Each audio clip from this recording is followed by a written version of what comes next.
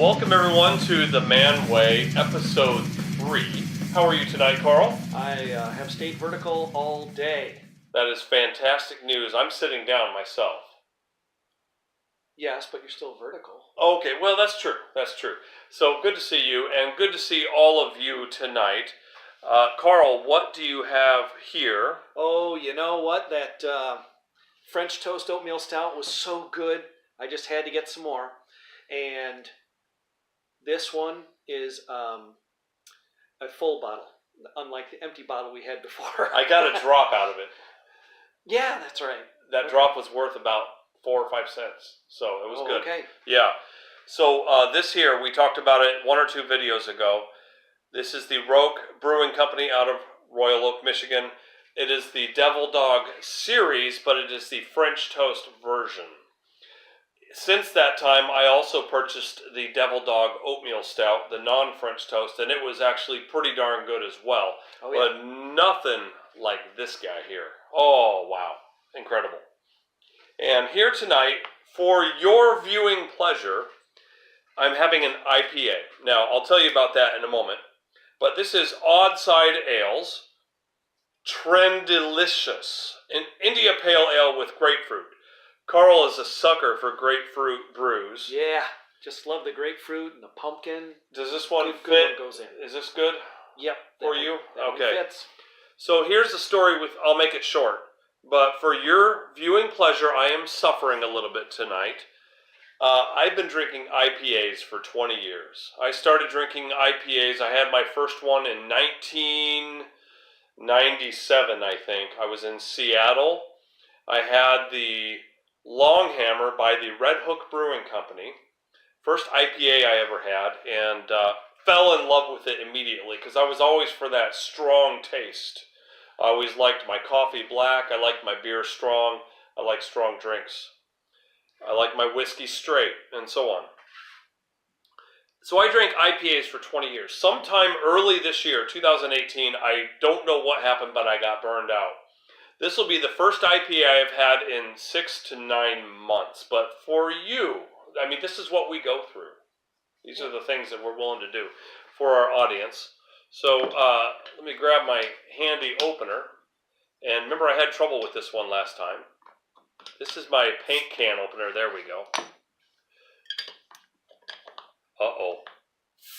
There we go. All right. Carl, to you. All right.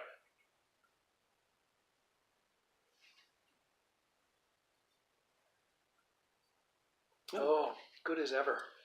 This tastes like grapefruit. Yeah. It has grapefruit in it. Yeah. I used to go to the restaurant when I was young, and I would just order a large grapefruit juice. And this reminds me of that. Oh, yeah. It's really incredible. Great job to Oddside. Yep. And yeah, it's an IPA, but man, the grapefruit really is fantastic. So I think 2 fantastic brews tonight. Mm-hmm. I'm not even going to grade it. I'm just going to enjoy it.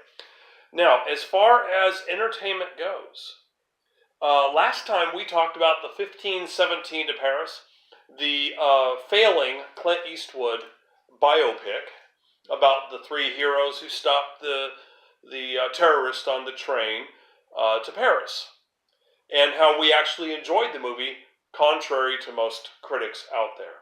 Yep. I want you to know that I watched it a second time because I had a family member who hadn't seen it and they wanted to watch it, so I rewatched it. I even liked it better the second time. Yeah? Yeah, it was. I want to own it. It's a good movie. Oh, I really enjoyed that movie, so I just wanted to share that with you all. We watched Ant-Man and the Wasp. Yep. Not together, but within the same 2-day period. Yep. And now my wife enjoyed it, but she loves Ant-Man and she loves Guardians of the Galaxy. I was, for one of the first times in current Marvel history, I was feeling a little let down. You? Kind of ho-hum. Well, I think that because the Ant-Man on the last one really kind of set himself up as more of the comedy, the comedy version of what Marvel's putting out, you know. Yes. That's why she likes Guardians and Ant-Man, is all the comedy and all that. Yeah.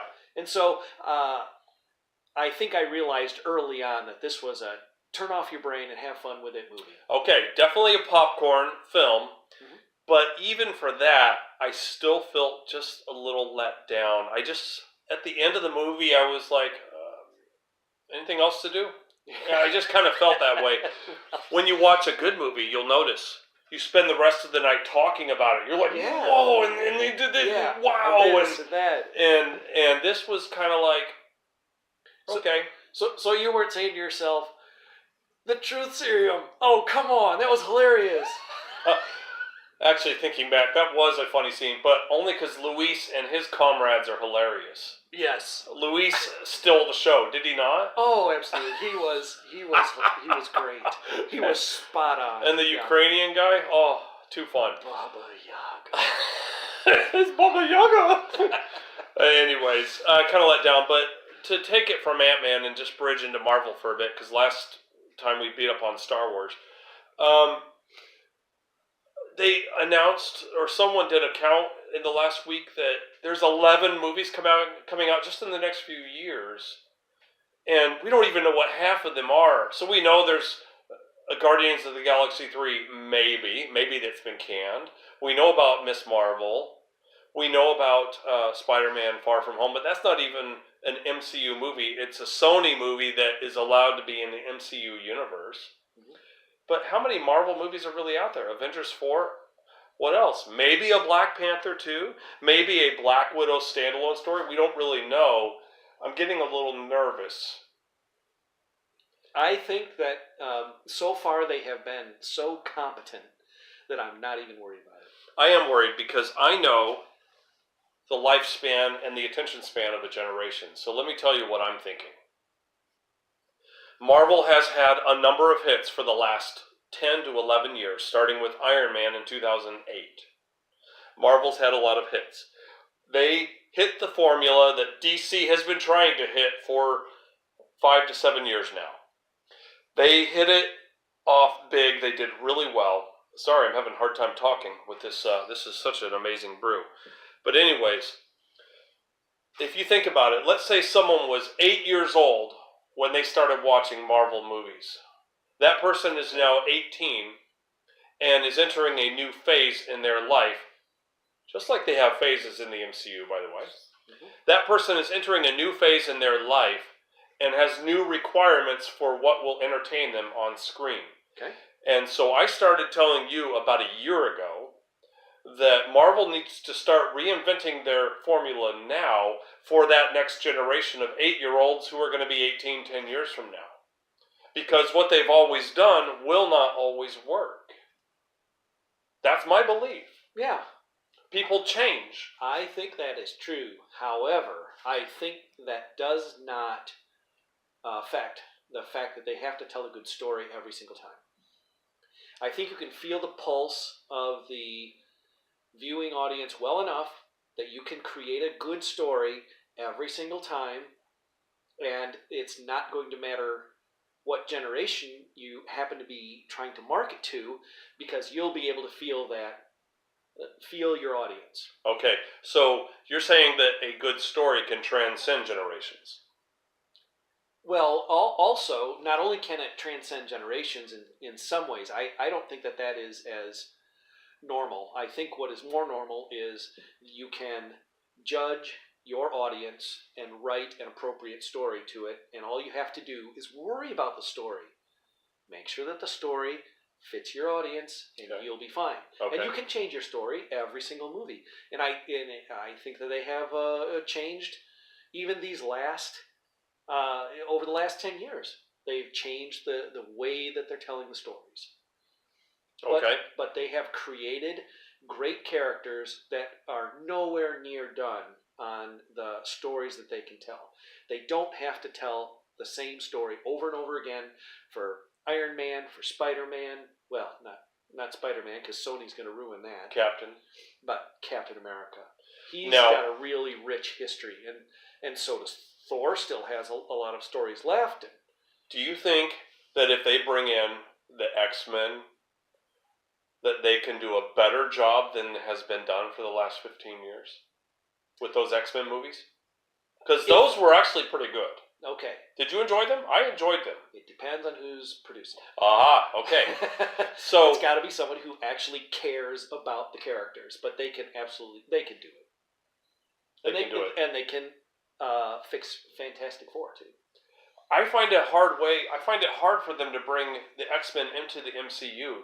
There is such a different feel of the X-Men. I almost want to keep them separate. Well, the X-Men has almost always had this undercurrent that they're fighting an overall cultural bias against mutants. So it's all about diversity. Yeah, okay, I get that.